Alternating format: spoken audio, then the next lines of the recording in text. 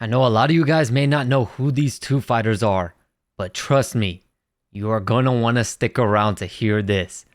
Buakaw and Saenchai are some of the biggest, most legendary fighters ever. And if you don't believe me, hear me out. Here are their records.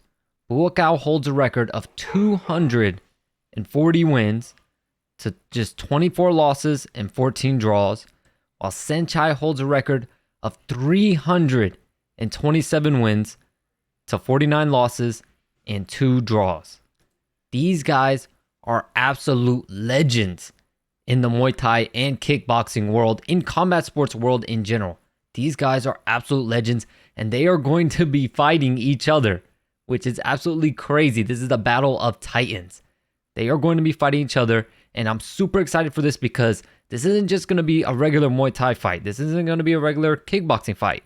This is a bare knuckle Muay Thai fight between two of the biggest legends in Muay Thai and kickboxing history. This is going to be absolutely legendary, and I cannot believe the BKFC really pulled this off. If these guys are really fighting each other, this is literally the craziest thing that I've ever seen in combat sports history. In my opinion, this kind of tops Mayweather Pacquiao because, both guys were a little bit out of their prime, especially Manny Pacquiao. These guys, they're both a little bit out of their prime, but they're still amazing fighters. I don't think you guys really understand how good they are. Just to take you through a little bit of history, I don't know much about Saenchai. I know that he is a crazy Muay Thai fighter, really good in Muay Thai. Buakaw was more of Muay Thai and kickboxing. But some things I know about Buakaw personally is that he fought in the K1 Max Grand Prix. And this World Championship is one of the toughest tournaments ever known to man. This tournament is brutal. For you guys who don't know what the K1 Max tournament is, I do not think it's going on to this day yet anymore. But when it was going on, it was one of the biggest combat sports spectacles in the world. And I'll explain to you why. It's because kickboxers from all over the world, all the best kickboxers from all over the world were fighting each other in this tournament. And not only were they all fighting each other, but they all fought the same day. You had to win 3 times in the same day if you wanted to win this tournament, which is why it's considered the hardest tournament in the world, because not only do you have to win 3 times all in one day, but you're fighting the best fighters in the entire world. And to put this into perspective of how hard this was to do, Buakaw became the first person to win this tournament 2 times. And he should have won it 3 times. He did get cheated a little bit. Back then, there was a lot of bias towards certain fighters and things like that. And unfortunately, his opponent, they were super biased towards his opponent that year. And they gave it to him in a decision that Buakaw really should have won the fight. But he really should have won it 3 times, which is unheard of.